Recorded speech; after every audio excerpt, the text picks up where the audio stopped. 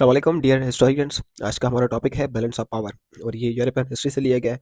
और सीएसएस और सीसी की प्रिपरेशन करने वालों के लिए काफ़ी इंपॉर्टेंट टॉपिक है। और इसके साथ साथ जो यूनिवर्सिटी के अंडर ग्रेजुएट स्टूडेंट हैं उनके लिए भी काफ़ी इंपॉर्टेंट है। तो हम स्टार्ट करते हैं balance of power in Europe. और ये 70 साल पीरियड है एक, और जिसमें हम सारी चीज़ों को डिस्कस करेंगे फ्रॉम 1848 से लेकर 1918 तक। ठीक है, काफ़ी इंपॉर्टेंट है, थोड़े गौर से समझिएगा। सबसे पहली चीज़, हमारे पास जो फिलोसोफर है थॉमस हॉब्स। थॉमस हॉब्स के जो स्टेट के बारे में राय वो क्या थी। थॉमस हॉब्स कहते हैं कि स्टेट के लिए जो वायलेंस है वो लॉ है। ठीक है, लाइफ नेस्टी ब्रिटिश और शॉर्ट होती है। अगर किसी भी स्टेट को अपने आप को जस्टिफाई करना है तो फिर उसको अपने आप को रेजिस्ट के काबिल बनाना पड़ेगा, ताकि कोई भी फोर्सफुली इंक्रोचमेंट हो रही है किसी की तरफ से तो उनसे मुकाबला कर सके। फिर कहते हैं कि अगर अनार्की है, अनार्की का मतलब होता है कि जहां पर कोई निज़ाम नहीं होता, कोई सिस्टम नहीं होता। अगर अनार्की है तो पावर जो है वो किसी भी एक को देनी चाहिए, ताकि आप डिसऑर्डर या क्यूएस से बच सकें। अगर आप डिसऑर्डर नहीं चाहते, अगर आप स्टेट में क्यूएस नहीं चाहते, तो फिर एक पावर जो है एक ही रूलर को या गवर्नमेंट को दे दे और वो सबको कंट्रोल करे। ये कहते हैं हमारे थॉमस हॉब्स। और इस चीज़ को अडॉप्ट भी किया गया। फिलिप टू ने, स्पेन के फिलिप टू ने इसको अडॉप्ट किया। लुइस फोर्टीन ने इसको अडॉप्ट किया। और ग्रेट नेपोलियन द बोनापार्ट ने भी इसको अडॉप्ट किया, इस चीज़ को। अब 1848 में जैसे कि नेपोलियन द थर्ड आते हैं, तो फ्रांस के काफ़ी लोगों को ये लगा कि फ्रांस जो है दोबारा डोमिनेट करना चाह रहा है यूरोप को। ठीक है, जैसे कि 30 साल पहले नेपोलियन द बोनापार्ट ने किया था। लेकिन नेपोलियन द थर्ड जब पावर में आए, उन्होंने एक सेकेंड एम्पायर इस्टेब्लिश की और सबने सोचा कि ये यूरोप को कंकर करेगा। लेकिन रियलिटी में नेपोलियन द थर्ड का कोई भी इंटरेस्ट नहीं था अपनी एम्पायर एक्सपेंड करने में। उनके जो एफर्ट्स थे वो बैलेंस ऑफ पावर को, यूरोप के बैलेंस ऑफ पावर को डिस्टर्ब नहीं करते। फ्रांस का जो डोमिनेट करने का जो अटेम्प्ट था वो खत्म हो चुका था 1870 में। और एक न्यू बैलेंस ऑफ पावर जो है वो एस्टेब्लिश की गई। और यूरोप ने 30 ईयर्स तक एक्सपीरियंस पीस को एक्सपीरियंस किया। ठीक है, लेकिन इवेंचुअली बिकेम क्लियर, जर्मनी जो था वो एक पोटेंशियल थ्रेट बनता जा रहा था यूरोप की स्टेबिलिटी के लिए। अगर आपको याद हो तो उस वक्त जर्मनी नहीं था, तो जर्मनी को बनाया जा रहा था।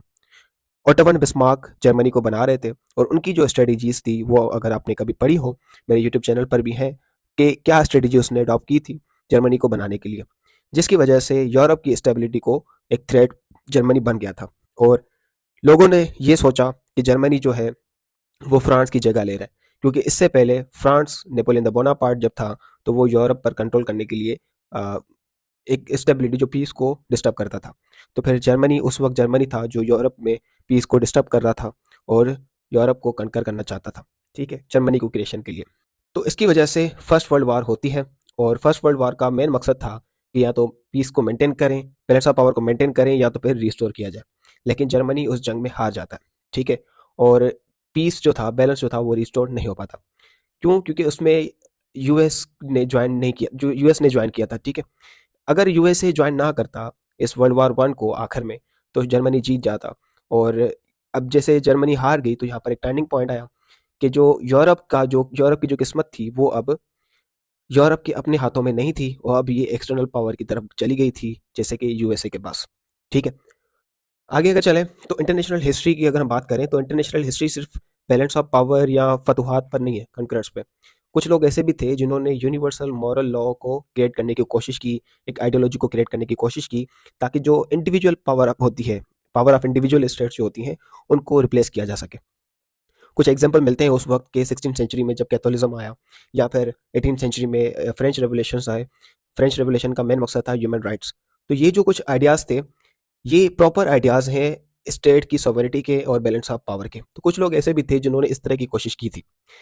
लेकिन 1848 से लेकर 1918 तक बैलेंस ऑफ पावर जो था वो इंटरनेशनल रिलेशंस को डोमिनेटेड करता है। ठीक है, कुछ ऐसी स्टेट्स थी जो कि अपने ही सेल्फ इंटरेस्ट को काम करती थी, और इसकी वजह से बैलेंस ऑफ पावर डोमिनेट रहा इंटरनेशनल रिलेशंस में। लेकिन कुछ ग्रुप ऐसे भी थे जिनको, जो जैसे कि रिलीजियस आइडल्स थे या इंटरनेशनल सोशलिस्ट थे, वो इस अप्रोच को रिजेक्ट करते थे। अब वर्ल्ड वार वन जैसे एंड हुई, तो लोगों का यकीन था इससे पहले कि जो इकोनॉमिक्स है या पॉलिटिक्स है वो सेल्फ रेगुलेट कर सकती है, मतलब हो सकता है। लेकिन वर्ल्ड वार वन के बाद लोगों का जो एतमाद था, ये यकीन था कि इकोनॉमिक्स और जो पॉलिटिक्स है वो सेल्फ रेगुलेट होती है, वो खत्म हो गया। अब आते हैं हमारे पास सोशलिस्ट और लिबरल एक नए आइडिया के साथ। सोशलिस्ट चाहते हैं कि सॉवरेन स्टेट को खत्म किया जाए, एबॉलिश किया जाए। ठीक है, और एक न्यू मॉरल ऑर्डर क्रिएट किया जाए। जैसे कि बोल्शेविक्स आए रशिया में। फिर लिबरल चाहते थे कि सॉवरेनिटी को बैलेंस किया जाए इंटरनेशनल अथॉरिटी के साथ और एक मोर कोऑपरेटिव वर्ल्ड ऑर्डर क्रिएट किया जाए। ये लिबरल्स की सोच थी। लेनिन और विल्सन आते हैं। लेनिन और इन दोनों की आइडियोलॉजी थोड़ी अलग थी। लेनिन कम्युनिस्ट था और उसने चाहा कि बैलेंस ऑफ पावर को खत्म किया जाए रिवोल्यूशन के जरिए। विल्सन जो कि लीग ऑफ नेशन से था, उसका मकसद था कि कॉपरेशन के जरिए इसको हटाया जाए। खत्म करने की बात नहीं कर रहे, लेकिन इसको फेड अवे किया जाए कॉपरेशन के जरिए। ठीक है। अब आते हैं जब बोल्शेविक का रेवोल्यूशन आता है, जो गवर्नमेंट को बाईपास करते हैं। विल्सन की 14 पॉइंट्स आती हैं और इंटरनेशनल रिलेशंस के एक नया विजन आता है। ठीक है। उस वक्त और उस पॉइंट पे यूरोपियन का जो बैलेंस ऑफ पावर था, वो डोमिनेट थीम नहीं थी। मतलब लोग नहीं चाहते थे कि यूरोप के जो बैलेंस ऑफ पावर है उस पर डोमिनेंसी मिले हमें।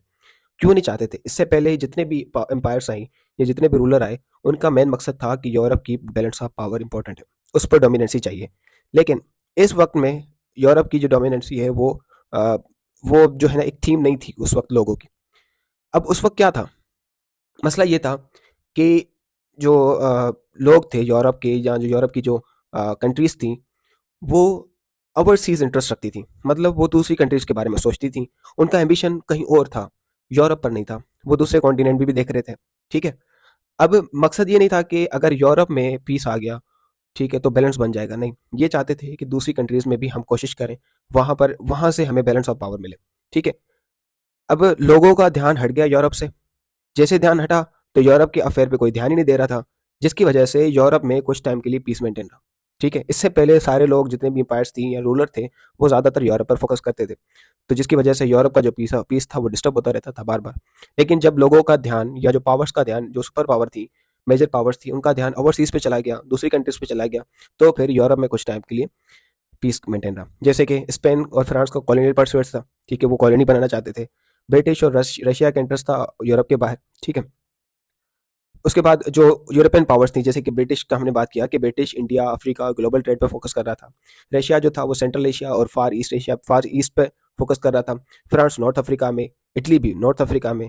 जर्मनी जो था वो पहले यूरोप पर फोकस कर रहा था, उसके बाद उसका ग्लोबल पावर पर भी फोकस रहने लग गया कि अब मुझे ग्लोबल पावर चाहिए। बाकी रह गया पीछे ऑस्ट्रिया। ऑस्ट्रिया का कोई भी एक्सटर्नल इंटरेस्ट नहीं था। क्यों? क्योंकि ऑस्ट्रिया उस वक्त वीक कंट्री था। वीक कैसे था? अगर आपको याद हो कि जब जर्मनी की क्रिएशन हो रही थी, तो उस वक्त, इससे पहले अगर हम नेपोलियन बोनापार्ट की बात करें, तो नेपोलियन बोनापार्ट ने 300 स्टेट्स को 30 स्टेट्स में डिवाइड किया। और उन 30 स्टेट्स में से दो मेजर पावर स्टेट थी। एक थी पर्शिया, दूसरा था ऑस्ट्रिया। अब पर्शिया ज़्यादा बढ़ता गया, पर्शिया मर्ज हो गया जर्मनी में, ऑस्ट्रिया अकेला रह गया। तो ऑस्ट्रिया वीकनेस की वजह से, या वीक पॉइंट थी ऑस्ट्रिया की, जिसकी वजह से ऑस्ट्रिया का कोई भी बाहर की तरफ इंटरेस्ट नहीं था। ठीक है। अब हम फोकस करते हैं यूरोपियन पावर्स की जो डायनामिक्स थी, लेकिन कंसिडर करेंगे कि जो उनका जो एक्सटर्नल इन्फ्लुएंस है, ठीक है, जो एक्सटर्नल इन्फ्लुएंस जो था दूसरी कंट्रीज के साथ, वो इम्पेक्ट करता है ग्रेट पावर्स के रिलेशंस में। 1848 के रिवोल्यूशंस में, जब रिवोल्यूशंस आए 1848 के, वो एक एंड था ओल्ड ऑर्डर का। ठीक है।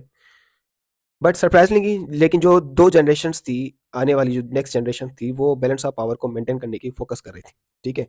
वो आइडियोलॉजिकल वॉर्स पर फोकस नहीं कर रही थी, ना फतूहात पर फोकस कर रही थी, वो बैलेंस ऑफ पावर पर फोकस कर रही थी। ठीक है।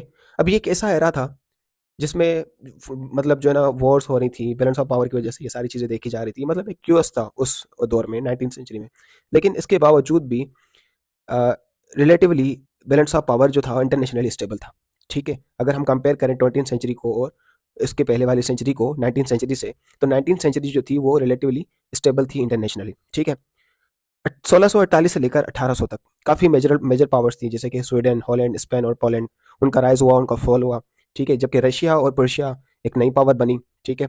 19th सेंचुरी में एक रिमार्केबल स्टेबिलिटी देखी गई। जैसे कि कुछ ग्रेट पावर्स थी same, Austria, Britain, France, Persia and Russia. वो इंटरनेशनल पॉलिटिक्स पर डोमिनेट कर रही थी 1814 से लेकर 1914 तक। एक सिग्निफिकेंट चेंज और भी आया कि जैसे कि 1814 से लेकर 1914 तक पर्शिया का नाम जर्मनी में चेंज हुआ। लेकिन जो मेजर पावर्स थी यूरोपियन पॉलिटिक्स में, वो फेमिलियर थी अपने कुछ लीडर से।